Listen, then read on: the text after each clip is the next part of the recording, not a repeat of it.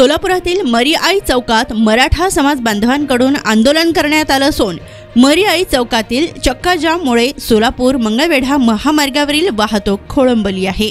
तर आंदोलनासाठी मोठ्या संख्येने मराठा बांधव हे रस्त्यावर उतरलेले असून आंदोलनाच्या अनुषंगाने सोलापूर पोलिसांचा यावेळी तगडा बंदोबस्त असल्याचं दिसून आलं। संघर्ष योद्धा मनोज जरांगे पाटील मागील 14 दिवसापासून अंतरवाली सराटी ते आमरण उपोषणास बसले आहेत।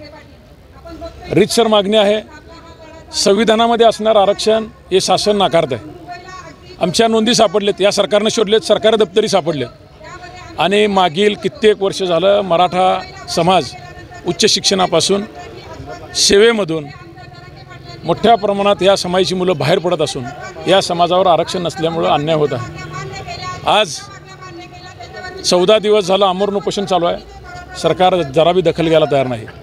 त्यामुळे मनोज जरांगे पाटलांच्या आदेशान्वये सोलापूर शहर व जिल्ह्यामधले एकूण एक रस्ते, जिल्हा मार्ग असो, राज्य मार्ग असो, राष्ट्रीय महामार्ग असो, आज हा नागपूर रत्नागिरी हायवे तो आम्ही आज चक्काजाम केला असून आज या जिल्ह्यातले सगळे राष्ट्रीय महामार्ग, राज्य मार्ग आम्ही थांबवले आहेत। सरकारला विनंती आहे, आम्ही सलग आंदोलन करणार होतो, पण विद्यार्थ्यांच्या परीक्षेचा विचार आमचे नेते माननीय जरांगे पाटलांनी सांगितले की एकच दिवस आंदोलन करा आणि आज आंदोलन करून आम्ही उद्या अंतरवाली सराटीतून जो आदेश निघेल त्या आदेशाने आम्ही आंदोलन करणार आहोत।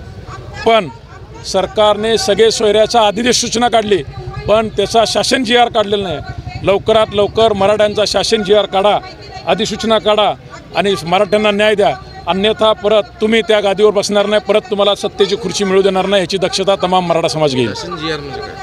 शासनाचा जी आर म्हणजे तुमच्याकडे ज्या हरकती दिलेत, जी अधिसूचना काढली, ज्याच्यावर ज्या हरकती राज्यभरातून गेलेत 6 लाख हरकती गेलेत, त्यातल्या 3 लाख हरकती सॉर्टिंग झालेत, 3 लाख हरकती सॉर्टिंग व्हायच्यात, पण येणाऱ्या 5 तारखेला लोकसभेची आचारसंहिता लागण्याची शक्यता आहे। त्याच्या आत हा शासन जी आर निघाला पाहिजे। म्हणजे आता 10% आरक्षणाचं 10% आरक्षण हे टिकत नाही, त्याच्यावर आमचा विश्वास नाही। आम्हाला 50%च्या आतून ओबीसीतून आरक्षण पाहिजे, ते टिकाऊ आरक्षण आहे आमचं आणि ते आरक्षण आम्हाला पाहिजे। मागणी जी आहे ना की सगळे सोयऱ्यांना पण कुणबी प्रमाणपत्र असणाऱ्यांच्या सगळे सोयऱ्यांना पण मिळणार आहे, मिळावं म्हणून अशी मागणी। बरोबर, नाही कुठं म्हणलं सरकारने, देत पण नाही ना।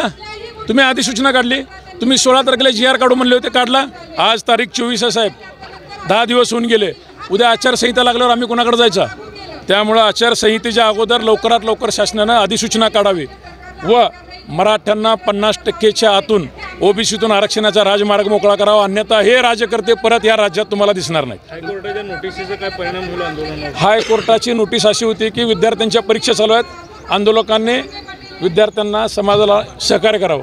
मनोज जरांगे पाटील म्हणले ठीक आहे, एक दिवस आज आंदोलन पुकारले, आज 12वीचे पेपर नाहीत, उद्यापासून तुम्हाला रस्त्यावर आम्ही दिसणार नाही, जनतेला आमचा त्रास होणार नाही, आम्ही आंदोलन करणार, ते वेगळ्या स्वरूपाचं असेल, त्याची रूपरेषा उद्याच्या अंतरवालीच्या सभेमध्ये ठरेल।